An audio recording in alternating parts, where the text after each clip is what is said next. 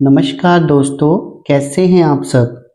माता रानी की कृपा से सभी अच्छे ही होंगे, अपने घरों में खुश होंगे। दोस्तों, 9 अप्रैल से नवरात्रे जो हैं वो शुरू होने वाले हैं और इन नवरात्रों में आप लोगों ने भी सोच रखा होगा कि आप किस प्रकार की सिद्धि इन नवरात्रों में करना चाहेंगे। कोई भगवान शिव की पूजा करना चाहेगा, कोई माता महाकाली की पूजा करना चाहेगा, तो कोई अपने गुरु द्वारा दिए गए मंत्र को सिद्ध करने की कोशिश करेगा। अलग-अलग तरह की साधनाएँ जो हैं वो नवरात्रों में की जाती हैं और ख़ास तौर पर जो नवदुर्गा हैं, जो देवियाँ हैं या फिर 10 महाविद्या हैं, उनकी सिद्धि जो है वो नवरात्रों में की जाती है। अब सिद्धि का मतलब ये नहीं कि आपने अपने इष्ट को, अपने देवता को गुलाम बना लिया है। सिद्धि का मतलब होता है कि उस मंत्र का जो आपके इष्ट से संबंधित है, उसका सिद्ध हो जाना या उसके जाप का भागफल आपको मिलना, यह तात्पर्य है। न कि इसका मतलब ये है कि देवता जो हैं वो आपके गुलाम बन जाएंगे, आप जो उनको आदेश करोगे वो आपका कार्य करेंगे, ऐसा नहीं होता है। जिसने इस सृष्टि को बनाया है वो किसी का गुलाम कभी भी नहीं हो सकता, बल्कि हम उनके गुलाम हैं, हम उनके बच्चे हैं। तो बहुत सारी सिद्धियां जो हैं वो साधक जो हैं इन दिनों करते हैं। जिस प्रकार की आप सिद्धि करते हैं, जिस प्रकार के आपके इष्ट होते हैं, उसी प्रकार का आपका स्वभाव होना जो है वो स्वाभाविक है। मान लीजिए कि आप भगवान शिव जो हैं उनकी पूजा करते हैं या उनके मंत्रों का जाप कर रहे हैं, तो आपका स्वभाव जो है वो बिल्कुल शांत और ठंडा हो जाएगा। आपके अंदर वैराग्य उत्पन्न होगा और वैराग्य उत्पन्न होने के साथ साथ आपको निर्जन स्थान जो हैं, जहाँ पर कोई नहीं होता, ऐसे स्थान आपको अच्छे लगेंगे। शमशान घाट आपको अच्छा लगेगा क्योंकि महादेव का वास है वो। और हिमालय पर्वत, जहाँ पर दूर दूर तक वीराना होता है, ऐसी जगह जो हैं आपको अच्छी लगना शुरू हो जाएंगी। आप में वैराग्य जो है वो उत्पन्न होना शुरू हो जाएगा। और जब भगवान शिव के मंत्र सिद्ध होना शुरू होते हैं, तो उसके साथ जो संबंधित देवता हैं, जैसे शक्ति है, माँ आदि शक्ति है, वो भी शिव शक्ति के साथ चलना शुरू हो जाती है। और साथ में भगवान हनुमान भी सिद्ध हो जाते हैं। भगवान राम की कृपा जो है वो प्राप्त होना शुरू हो जाती है। तो इष्ट आपको हमेशा एक ही रखने हैं। बाकी देवी देवता जो हैं, जब एक इष्ट की सिद्धि प्राप्त होती है तो उसके पीछे स्वयं ही चल पड़ते हैं। तभी बार बार कहते हैं कि एक साधे सब सधे, सब साधे सधे ना कोई। कि एक मंत्र रखिए, अपने एक इष्ट रखिए, जिससे आपका जो आपका आत्म तत्व है वो मिलता है, या फिर उनके भजनों को सुनकर, उनके मंदिरों में जाकर आपको शांति मिलती है, जो कि अन्य इष्ट के मंदिर में जाकर नहीं मिलती। तो आप एक ही मंत्र का जाप करें और एक ही इष्ट की पूजा करें, तो बाकी देवी देवता स्वयं ही उनके पीछे चलना शुरू हो जाते हैं। अब जैसे आप माता महाकाली की अगर आप पूजा करते हैं, उनके कई रूप हैं। हमेशा मैं कहता हूँ कि उनके सौम्य रूप की ही पूजा करनी चाहिए। अगर आप गृहस्थ आश्रम में हैं, माँ का सौम्य रूप भी है और उग्र रूप भी है। तो कई रूपों में पूजी जाती है, जैसे माँ भद्रकाली के रूप में, मसानी के रूप में और चामुंडा के रूप में। बहुत सारे रूप हैं माता के। तो अगर आप गृहस्थ आश्रम में रह रहे हैं, आपका परिवार है, तो आपको उनके सौम्य रूप का जो है वो पूजन करना है। सौम्य रूप की पूजा आपको करनी है। उनको एक अपनी माँ के रूप में आपने पूजना है, उनके साथ अपना संबंध कायम करना है। भगवान शिव को अपने पिता के रूप में समझिए, उन्हें अपनी माँ के रूप में समझिए। और जब एक बच्चा अपने माँ बाप के सामने रोता है, तो वो कौन से माँ बाप हैं उनकी पुकार नहीं सुनते हैं, उनकी तरफ आकर्षित नहीं होते हैं और अपनी कृपा उनके ऊपर नहीं बरसाते हैं। तो भगताई में इस तरह का रिश्ता होना चाहिए कि तू ही मेरी माँ है, आप ही मेरे बाप हो और आपको छोड़कर मैं जाऊं भी कहाँ पर। तो आपसे ही मेरा संसार जो है वो शुरू होता है, आप पर ही मेरा संसार जो है वो खत्म होता है। इस तरह के भाव आपके मन में जब आएंगे तो ईश्वर जो है वो स्वयं ही आपकी ओर आकर्षित हो जाते हैं। एक बात और है, एक तो आप हमेशा सौम्य रूप की पूजा कीजिए, और एक चीज और है कि जब भी आप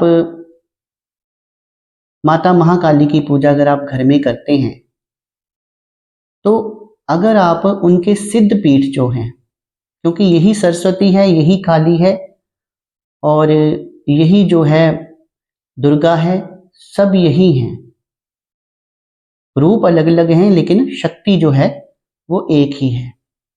तो इनके सिद्ध पीठों में वहाँ पर जो मूर्तियों की प्राण प्रतिष्ठा की गई होती है, अगर आप उनकी भी फोटो खींचकर ले आएं और फ्रेम करके घर में उनकी पूजना करना शुरू कर दें तो आपकी जो भक्ति है, आपके मंत्रों का जो जाप है उसका अलग ही लेवल हो जाएगा। बहुत बार ये मैंने खुद आजमा के देखा है, क्योंकि मैं भी पार्वती रूप में माता महाकाली को पूजता हूँ, उनके सौम्य रूप को पूजता हूँ और भगवान शिव की शुरू से पूजा करते आया हूँ। जब हम उनके, मान लीजिए वैष्णो माता आपके पास है, आप वैष्णो माता गए, वहाँ पर उसकी फ़ोटो क्लिक की, या फिर बाहर से उन पिंडियों की कोई आप फोटो ले आए, उस पर कभी आप पूजा करके देखिएगा, आपके मंत्रों की शक्ति बढ़ जाएगी, आपके भक्ति का लेवल जो है वो बढ़ जाएगा। तो दोस्तों, जब हम माता रानी की पूजा अपने घर में करते हैं तो होता क्या है कि हमारे आसपास कुछ परिवर्तन आते हैं या कुछ घटनाएं होती हैं, तो उनके बारे में आज हम यहाँ पर डिस्कस करेंगे, विचार विमर्श करेंगे। उससे पहले मेरा आप सबसे आग्रह है, जो भी मेरे इस YouTube चैनल पर पहली बार आया है और पहली बार मेरी वीडियो को देख रहा है, वो कृपा करके मेरी इस वीडियो को एक लाइक कर दे, चैनल को सब्सक्राइब कर दे और बेल आइकन को भी प्रेस कर दे, ताकि आगे जो मेरी वीडियोज़ आने वाली हैं उनका नोटिफिकेशन उन तक पहुंचता रहे और भक्त भक्ताई से संबंधित और अध्यात्म की जानकारी जो है, जो सटीक जानकारी है, उन तक पहुंचती रहे। तो चलिए दोस्तों, शुरू करते हैं। सबसे पहला परिवर्तन, जैसे जैसे आपका भक्ति लेवल ऊपर बढ़ता जाता है, आपके रोंगटे जो हैं वो खड़े होना शुरू हो जाते हैं। जब आपका जाप जो है, बहुत ज़्यादा आप जाप करते हैं और जाप की शक्ति आपके मूलाधार से उठकर सहस्रार तक चली जाती है और जाप वहाँ से निकलकर शरीर के ऊपर आना शुरू हो जाता है। रोम रोम में जब आपके जाप बस जाता है तो आपके जो रोंगटे हैं वो खड़े होना शुरू हो जाते हैं। ये एक बहुत बड़ा संकेत जो है वो होता है। दूसरा संकेत ये है कि जब आप माता रानी की पूजा करते हैं तो भगवान शिव जो है वो स्वयं ही आपकी तरफ आकर्षित होना शुरू हो जाते हैं।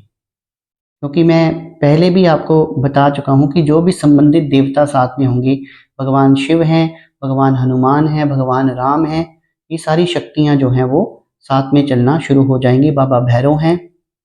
तो एक इष्ट जो है उनकी जब आप पूजा पाठ करेंगे, उनकी भक्ति करेंगे, तो बाकी देवी देवता स्वयं ही साथ में चल पड़ते हैं। अगला संकेत जो मैं आपको बताने जा रहा हूं कि अगर आपके शरीर में कोई नकारात्मकता है, मान लीजिए आप पे किसी ने पुराना कोई खिलाया पिलाया है या कोई जादू टोना आप पर किया गया है, तो जैसे जैसे आप माता रानी के मंत्रों का जाप करते जाएंगे, मान लीजिए कि आप ओम क्रीम कालिकाय नमः ओम का जाप करते हैं और मानसिक जाप करना है, मानसिक जाप आप करते जाते हैं तो नेगेटिविटी जो है वो शरीर में वो टिक ही नहीं सकती, शुरू शुरू में आपको थोड़ी सी तकलीफ होगी, आपके शरीर में दर्द पड़ जाएगा, हो सकता है पेट भी गड़बड़ा जाए और उल्टी जैसा मन हो, और आपको ऐसा लगे कि ये मेरा कलेजा है ये बाहर को आ रहा है, इस तरह की फीलिंग्स होना शुरू हो जाएं। तो ये इस चीज़ की इंडिकेशन है कि आपके अंदर कोई पहले नकारात्मकता रही होगी, और ये जो नकारात्मकता जितनी मर्जी पुरानी हो, वो आपके शरीर में टिक नहीं सकती। अब वो नहीं टिकेगी। और अगर कोई आत्मा है, कोई बुरी आत्मा ने आपके शरीर को घेर रखा है, तो उसका भी जाप के कारण उद्धार जो है वो हो जाता है, क्योंकि इस शक्ति के आगे कोई भी बुरी शक्ति जो है वो टिक नहीं सकती है। ये तो लोग ऐसे ही डरते हैं। माँ का सौम्य रूप जो है वो उसकी पूजा करनी चाहिए। माँ का जो भयंकर रूप है वो केवल शत्रुओं के लिए और बुरी जो आत्माएं हैं उनके लिए है। अपने भक्तों, अपने बच्चों के लिए तो माँ जो है वो ममतामयी है। अगला जो परिवर्तन आता है जीवन में कि माँ का भक्त जो होता है वो झूठ नहीं बोल पाता है, वो हमेशा सच ही बोलता है, चाहे उसका जितना मर्जी नुकसान हो जाए। और अगर कोई व्यक्ति उसके सामने झूठ बोलता है तो माता रानी के भगत को बहुत ज़्यादा गुस्सा आ जाता है। ये जो है एक बहुत बड़ा संकेत होता है कि हमेशा सत्य वचन ही मुख से निकलते हैं, ना व्यक्ति झूठ बोलता है, ना किसी को झूठ बोलने देता है। और अंत में इसी से मिलता जुलता एक और घटना या परिवर्तन जो हम कह सकते हैं आपके जीवन में होता है कि कहते हैं जिस तरह का इष्ट है, जिसकी आप पूजा करते हैं, उसी तरह के गुण जो हैं वो भगत में भी आ जाते हैं। जैसे जैसे आप माता रानी के मंत्रों का जाप करते हैं, आपके अंदर गुस्सा जो है वो बढ़ता जाता है। कभी तो आप एकदम गुस्से में आ जाते हैं और कभी आप एकदम शांत हो जाते हैं। तो ये भी एक बहुत बड़ा संकेत है कि आपके मंत्र सिद्ध हो रहे हैं, आपके इष्ट की आपके ऊपर कृपा है। तो आशा करता हूँ दोस्तों, आज जो जानकारी मैंने आपको दी वो जानकारी आपको अच्छी लगी होगी। अगर जानकारी अच्छी लगी हो तो कमेंट सेक्शन में जय माता दी लिख दीजिए। और बहुत बहुत धन्यवाद करता हूँ आपका कि आप अपना इतना कीमती समय निकाल कर मेरी वीडियोस को देखते हैं। और जब आप कमेंट सेक्शन में कोई भी कमेंट करते हैं, कोई प्रश्न पूछते हैं या जय माता दी लिखते हैं, तो बहुत अच्छा लगता है कि आप लोग मेरी वीडियोस देख रहे हैं और मुझे और प्रोत्साहन मिलता है। तो आज की वीडियो में बस इतना ही। कल फिर मिलेंगे एक नई वीडियो के साथ। तब तक शुभ रात्रि मित्रों।